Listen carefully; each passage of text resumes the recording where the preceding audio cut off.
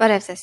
Մենք շարունակում ենք աշխատել Scratch միջավայրում եւ այսօր պատրաստելու ենք RPG ժանրի խաղ։ Այս ժանրի խաղի առանձնահատկությունը այն է, որ այստեղ մենք կարողանում ենք կառավարել մեկ կամ մի քանի կերպարների, որոնք ունեն տարբեր հատկություններ ու ունակություններ։ Օրինակ, մեր նախորդ խաղերում պատրաստած կերպարները, որոնք ունեին կյանքեր եւ դրանք պակասում էին, եթե նրանք չէին կարողանում հաղթանակ տանել խաղում։ Եվ այսօրվա մեր խաղը իրենից ներկայացնում է հետևյալը. մենք տանկի օգնությամբ պետք է պաշտպանվենք զոմբիներից եւ ամենահետաքրքիրը, որ մենք շարժվում ենք քարտեզով, ինչպես նկատում եք հիմա իմ էկրանին։ Եկեք արդեն սկսենք խաղի պատրաստումը, նախ եւ առաջ ներբեռնենք մեզ անհրաժեշտ կերպարները։ Այստեղ ամենակարևորը, որ մեր խաղի ետնանկարը մենք չպետք է ներբեռնենք ետնանկարների բաժնում։ Ետնանկարը մենք պետք է ներբեռնենք սովորական սպրայթների ցանկի մեջ, քանի որ մեզ անհրաժեշտություն է լինելու փոփոխելու նրա չափերը, ոչ թե հենց ետնանկարում նկարի չափերը, այլ մեր սպրայթի չափերը։ Եկեք օրինակ փորձեմ հիմա փոխել նրա չափը դնել 600։ Եթե նկատեցիք, երբ որ ես գրեցի size-ը 600, այստեղ նա ավտոմատ կերպով դարձավ 173։ Պատճառը այն է, որ Scratch-ը դնում է որոշ սահմանափակումներ սպրայթների չափերը տեղադրելիս, հիշողություն խնայելու եւ մեր խաղը ավելի օպտիմալ դարձնելու նպատակով, բայց այս խաղի դեպքում մենք, քանի որ միայն այս նկարն ենք չափերով մեծացնելու, դա չի ազդի մեր խաղի ֆունկցիոնալության վրա։ Այդ դեպքում ինչպես անել, որ կարողանանք մենք մեր այս սպրայթի չափերը մեծացնել մինչև օրինակ 600 կամ 500 եւ այդպիսի մեծ արժեքներ։ Դրա համար մուտք են գործում այս սպրայթի կոստյումների ցանկը եւ այստեղ ավելացնում ենք դատարկ կոստյում։ Դատարկ կոստյումը իրենից ներկայացնում է ոչինչ, այն թափանցիկ տարածություն է եւ մենք կարող ենք ազատ փոփոխել դատարկ սպրայթի չափերը։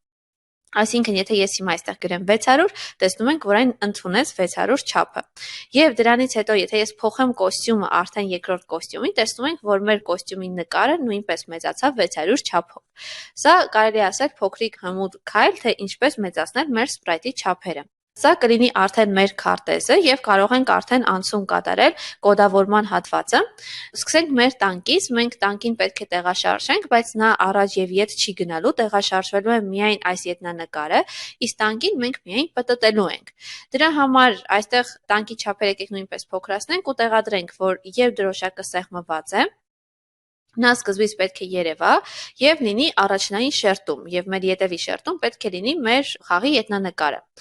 Իսկ տանկի արդեն կրակելու գործիքը պետք է առանձին լինի, դրա համար այստեղ այն առանձին սպրայթով է, որովհետեւ այն առանձին է կառավարվելու։ Նրա ներսում ընդհանրապես գրում ենք հետեւյալը, որ երբ դրոշակը սեղմված է, կրկին այն հայտնվի, գա էլի առաջնային պլան եւ գնա դեպի մեր տանկը։ Որպեսզի այն ճիշտ լինի եւ նրա այս կրակելու հատվածը համապատասխանի մեր տանկի հետ, այստեղ եկեք փոփոխենք նրա կենտրոնը, որպեսզի ավելի համապատասխան լինի մեր տանկի հետ եւ վերադառնանք տանկի կոդավորման մեջ։ Այստեղ նշում ենք, որ մեր տանկի չափը ի սկզբանե լինի 35, քանի որ այդպես ենք դրել դիզայնում, որից հետո նրա ուղղությունը լինի 90 դեպի աջ եւ անդադար նշում ենք forever-ի օգնությամբ ստուգում ենք, որ եթե սեղմված է A կամ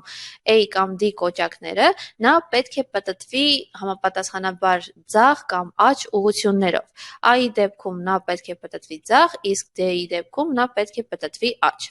Կարող ենք նախնական գրել 7 արժեքը, այնուհետև եթե ցանկանանք, այս թվային արժեքը կարող ենք փոփոխել։ Հիմա անցնենք մեր ետնանկարի մեջ եւ այստեղ անենք հետեւյալ կոդավորումը, որ կրկին, երբ դրոշակը սեղմված է, նա ի սկզբանե պետք է փոխի առաջի կոստյումը։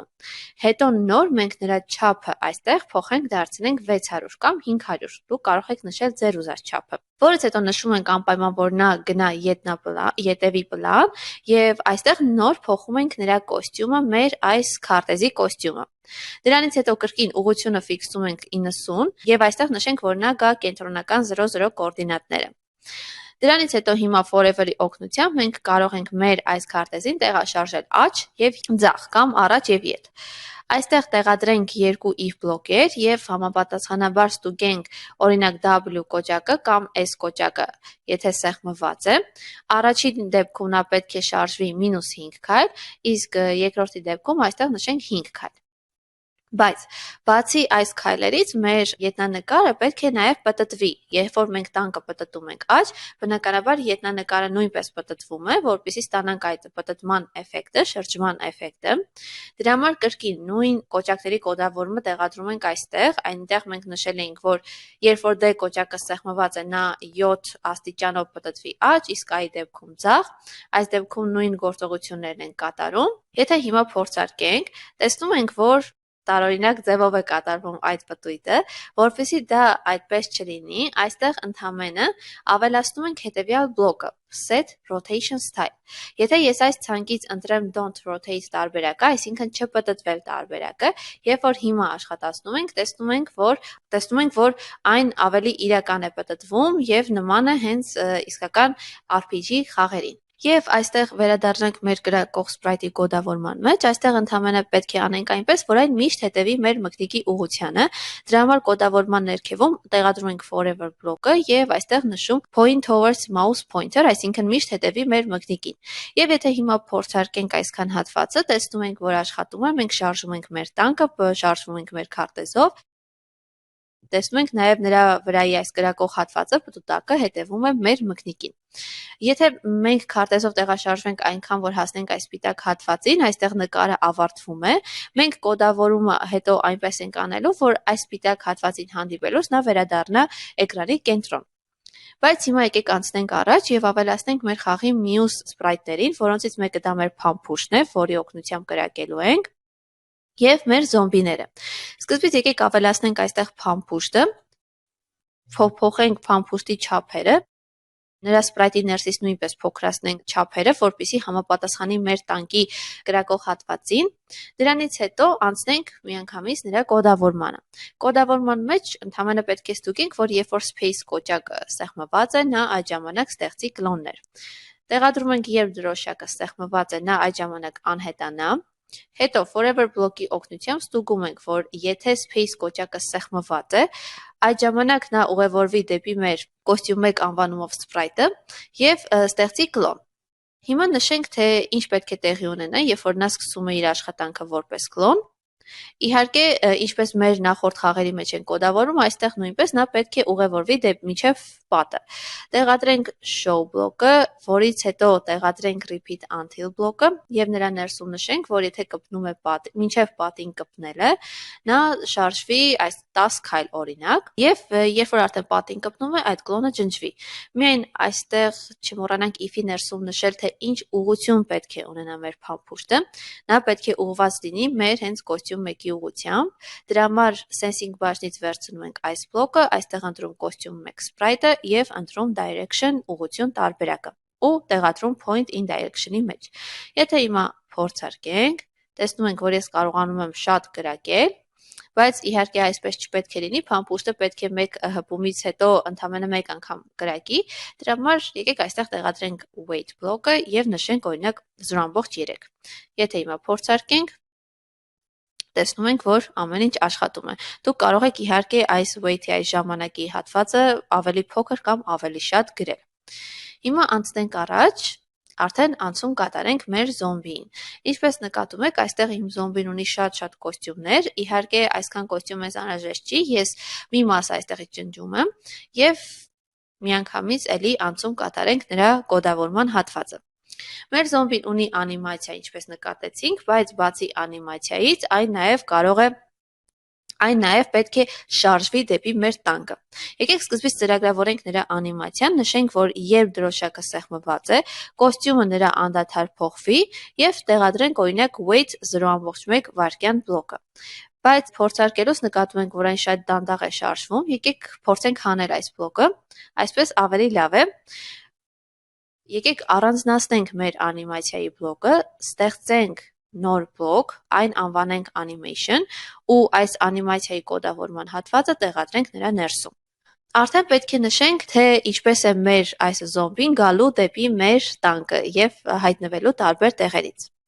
Եկեք կրկին ստեղծենք եւս մեկ նոր բլոկ, այն անվանենք random position, քանի որ մեր զոմբին պետք է պատահական տեղից հայտնվի։ Ստեղծենք փոփոխական, որը կանվանենք random number։ Մենք ունենք 4 ուղղություն, հետեւաբար 4 կողմից պետք է գա մեր այս զոմբին։ Եկեք այստեղ ի սկզբանե նշենք, որ նա ընտրի 1-ից 4-ը պատահական թիվ ու կախված թե որ թիվն է ընտրել, նա այդ կողմից պատահական կհայտնվի։ Եվ պետք է հիմա մենք բոլոր 4 ուղղությունների համար if-ով առանձին ստուգենք ու տանք կոորդինատներ։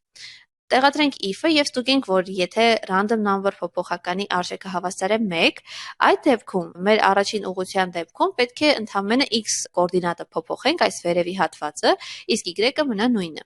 Դրա համար այստեղ x-ի փոխարեն տեղադրում եմ pick random ու նշում օրինակ -240-ից 240։ Իսկ y այս պահին ինչ արժեք որ կա, այդ արժեքով կարող է մնալ կամ կարող են գրել 180, մի քիչ ավելի բարձր, որ ավելի հեռվից գա։ Կրկնօրինակենք այն, ստուգենք երկրորդ դիրքը, որ եթե random number-ը հավասար է 2-ի, այդ ժամանակ արդեն x կոորդինատն ենք թողնում նույնը, որովհետև նա գալու է ցախ կողմից եւ այստեղ փոփոխում ենք y-ը, նշում -180-ից 180։ Նույն կերպ անում ենք նաև երրորդ եւ չորրորդ դիրքերի համար, երրորդը արդեն կհամապատասխանի մեր մյուս կողմին, աջ կողմին, իսկ չորրորդը արդեն կհամապատասխանի մեր ներքևի հատվածին։ Անցնենք առաջ ու այստեղ նշենք, որ երբ դրոշակը սեղմված է, ի սկզբանե այն չպետք է երևա, որից հետո տեղադրում ենք forever բլոկը եւ այստեղ նա պետք է ի սկզբանե նախ ընտրի պատահական դիրք, տեղադրում ենք random position բլոկը, տեղադրում ենք create clone of myself բլոկը, այսինքն որ նա ստեղծի կլոն։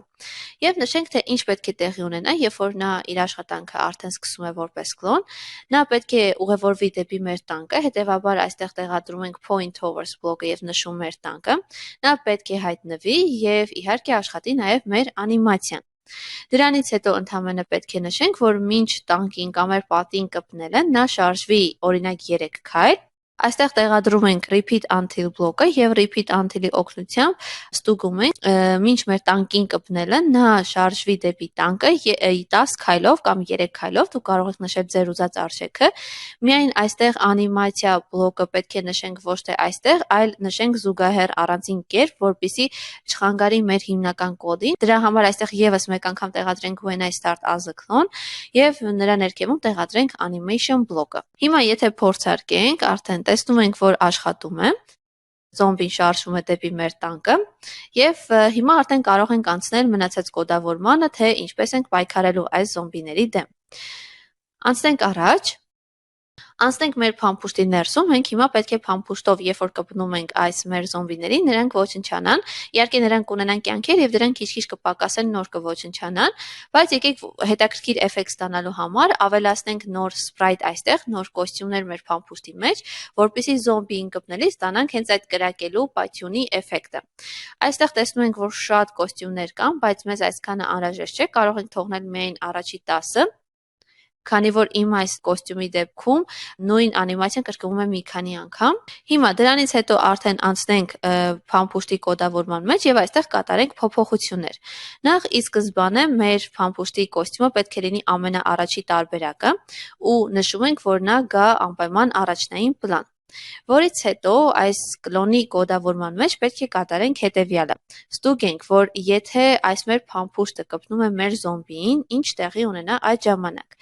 Տեղադրենք repeat բլոկը, քանի որ մենք ունենալու ենք անիմացիա եւ մի քանի անգամ կոստյումները պետք է փոխվեն, բայց մինչ դա նա պետք է ունենա պայթյունի առաջի կոստյումը, որից հետո 10 անգամ կատարվի next costume բլոկը, այսինքն փոխվի կոստյումները։ Եթե հիմա փորձարկենք, տեսնում ենք, երբ որ փամփուշտը կպնում է մեր զոմբիին, ահա այդ պայթյունի եւ կրակելու էֆեկտն ենք մենք ստանում։ Վերադառնանք մեր զոմբի կոդավորման մեջ ու նշենք, թե ինչ պետք է տեղի ունենա, երբ որ փամփուշտը կպնում է մեր զոմբիին։ Այստեղ ստեղծում ենք մեկ փոփոխական, որը անվանում ենք lives եւ այն պետք է լինի յուրաքանչյուր սպրայթի համար, քանի որ մենք ունենալու ենք կլոններ եւ ամեն կլոն ունի իր առանձին կյանքերը։